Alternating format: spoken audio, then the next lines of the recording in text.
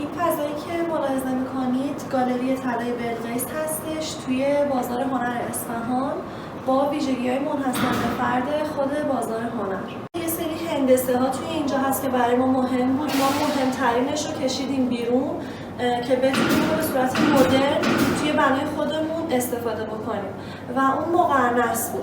مقرنس از عناصر تزئینی معماری اسلامی به حساب میاد که توی دوره صفوی خیلی ازش استفاده کردن، خصوصا توی بازار هنر اصفهان که ما از بزرگترین سردر مقرنس کاری شده اینجا ایده گرفتیم که دقیقاً مقابل پروژمون قرار گرفته. به تعریف مقرنس که رجوع کنیم، یه عنصر تزئینیه که میاد به صورت تکرار شونده یه مفهومی رو به شما میرسونه و به صورت طبقاتی این تکرارها اتفاق میفته. ما از همین تعریف استفاده کردیم و یه برشایی به آجرامون دادیم، اینا رو به صورت طبقاتی تکرار کردیم و از یک هندسه منظم به یک هندسه دیگه رسیدیم. آجرکاری‌ها به شکل مقرنس اما به سبک مدرن، به شیوه مدرن، به حالت نوسانی یعنی عقب جلو نسبت به همدیگه رفتن توی یه بافت منظمی رسیدن به قسمت ملتهب کار ما و مجددا توی این قسمت اون قسمت نوسانی تکرار شده، این قسمت به مقرنس رسیده و اون اتفاقات تقارن و ریتم و این چیزایی که توی معماری دوره صفوی بوده اینجا باز ما سعی کردیم یه جوری به سبک مدرن داشته باشیمش. یه موردی که ما تو اینجا داشتیم جزء محدودیتامون هم بود، خب از طرف میراث فرهنگی ما تحت فشار بودیم که حتی یه میخ هم ما نمیتونستیم به دیوار بزنیم. در واقع پیکنی داشتیم، فونداسیون داشتیم، ناکشی داشتیم و یه اسکلت بندی کلی، یعنی تمام این چیزی که شما میبینید پشتش یه اسکلته که از بدنه اصلی بازار جداست کاملا.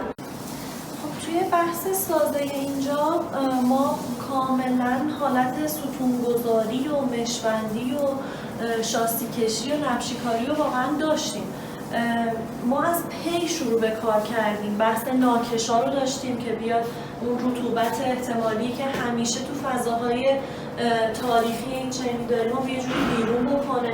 خب توی همون بحث ناکش ما بحث پی رو داشتیم، ستونگذاری رو از پی شروع کردیم و تمام این بدنه‌ای که می‌بینید رو ابتدا به صورت مشبندی با میلگرد ما خودمون انجام دادیم. مشبندی که میگم یک سری حالا فضاهای مشبک مانند با فاصله های حدوداً 15 سانتی ما با استفاده از میلگرد ایجاد کردیم.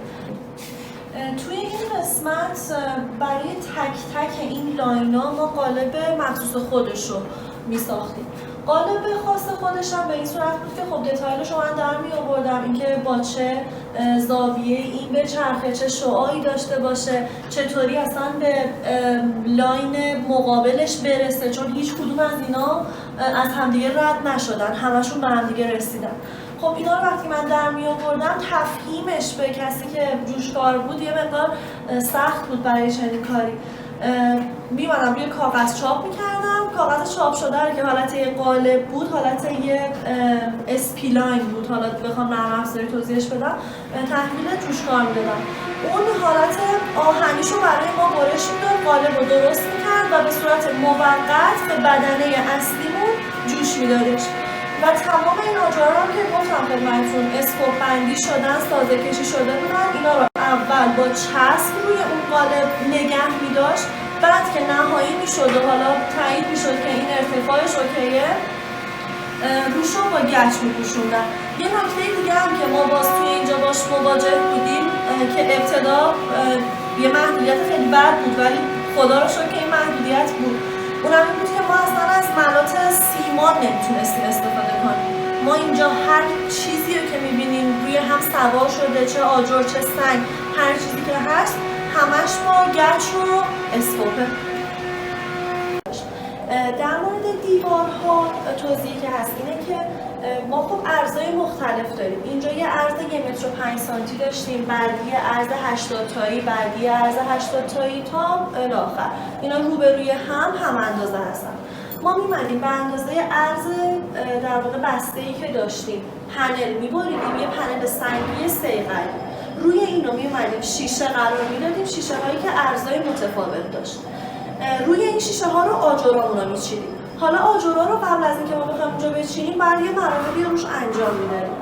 آجرها رو در واقع می‌اومدیم آجر پلاک 5 سانتی رو به ابعاد مضرب 5 تقسیم می‌کردیم و یه تعداد زیادیشون رو اسکوپ می‌زدیم. اسکوپ‌های پروانه‌ای که حالا توی بازار هم هست که میان یه پخی میدن آجر رو و اسکوپ پروانه‌ای رو توی اون تا می‌کنن. اسکوپ‌های پروانه‌ای رو که نصب کردیم آجرها رو می‌بردیم روی اون سطح شیشه‌ای قرار می‌دادیم. روی سطح شیشه‌ای قرار می‌دادیم تا به این ریتمی که می‌خوایم برسیم، این حالت نوسانی که می‌خواستیم توی آجرها اتفاق بیفته. خب حالا اسکوپا که داشتیم، آجر هم که بود، با ملات گچ ما این رو شمشه کشی هم می‌کردیم، یه پنل به ما تحویل داد در نهایت. بعد که خشک می‌شد اون رو می‌اومدیم روی کار نصب می‌کردیم.